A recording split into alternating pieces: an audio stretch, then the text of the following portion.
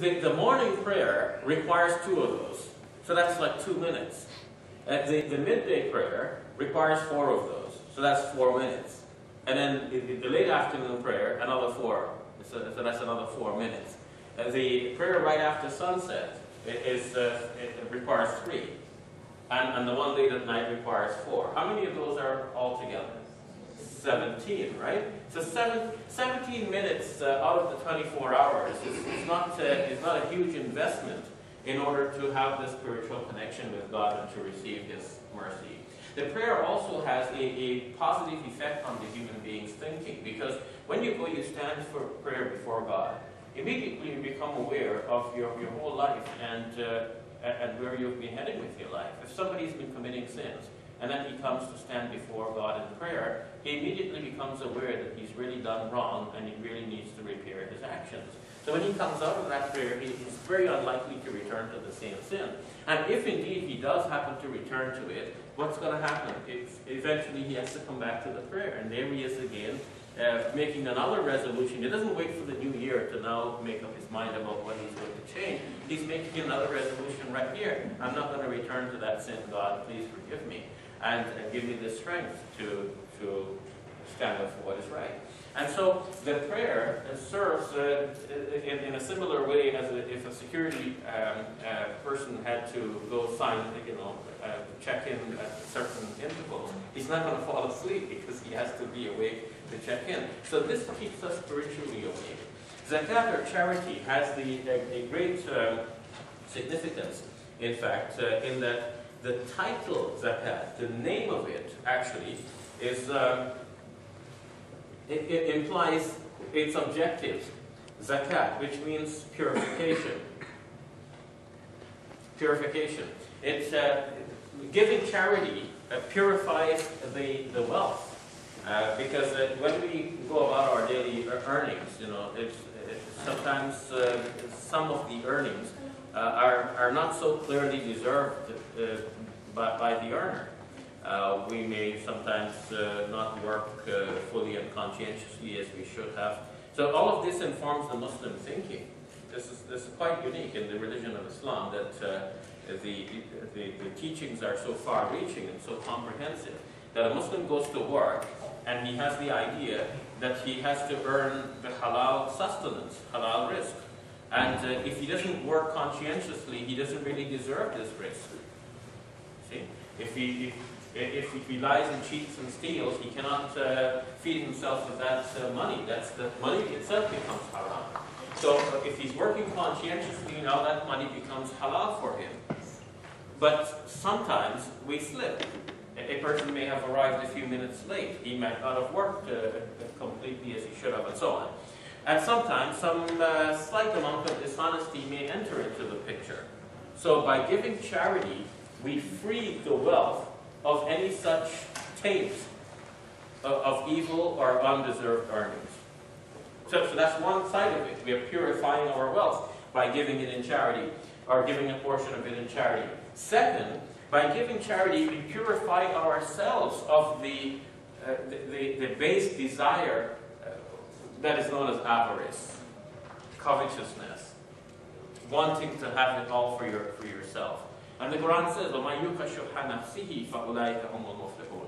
Whoever is saved from the avarice of his own soul is the one who is ultimately successful. So zakat, or charity, then helps us in that way.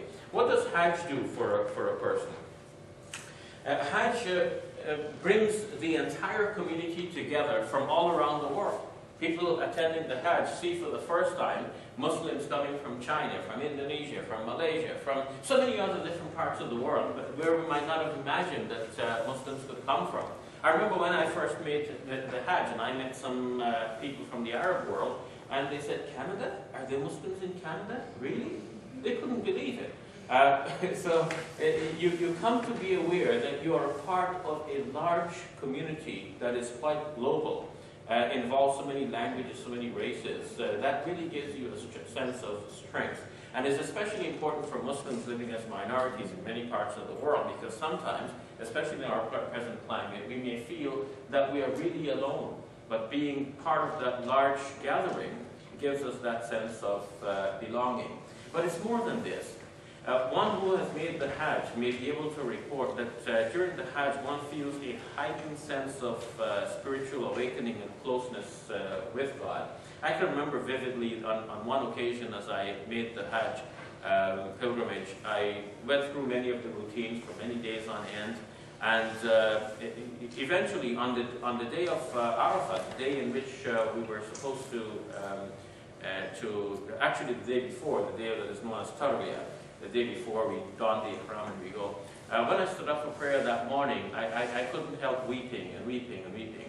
And then we went to Arafah on the day, the 9th day of the Hijjah, and when the bus began to roll away, I felt as though I was being torn away from something that I really belonged to, as if a baby is being torn away from its mother, pulled away.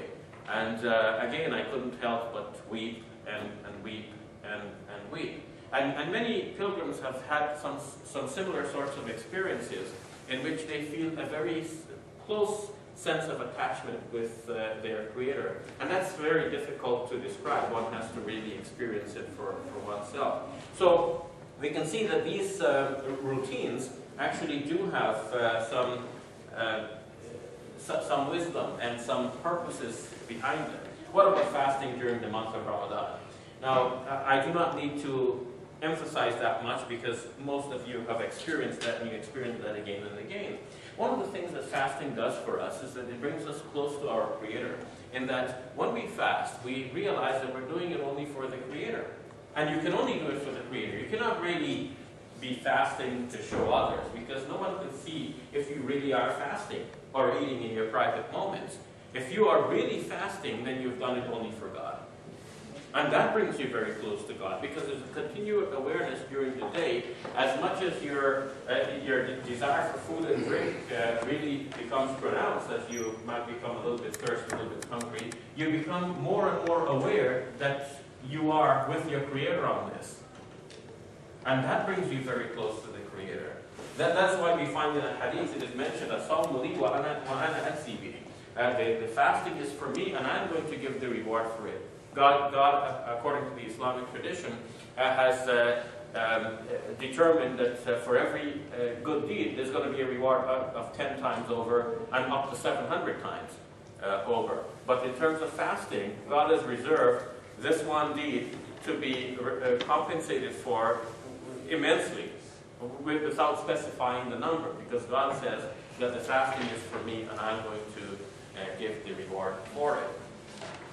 Every one of these practices are quite practical in their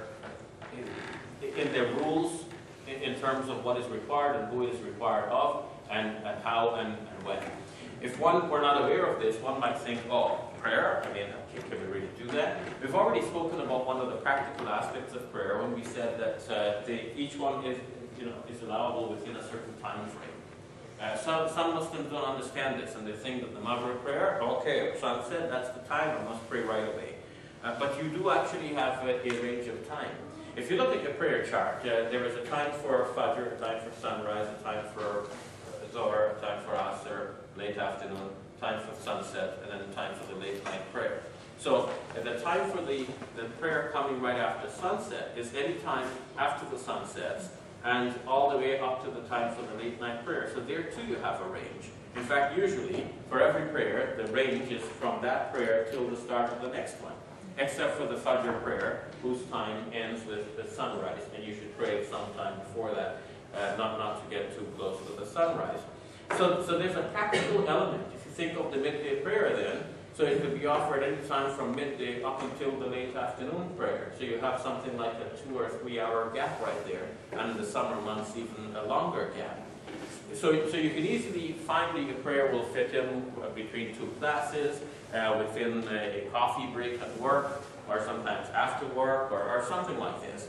Now, if you think of the 5 times daily prayer then you pray one in the morning, one at midday when people might normally break for lunch, one in the afternoon when people might break for tea, one in the late afternoon, one after sunset, because that would be the late afternoon when people break for tea. One after sunset, that would be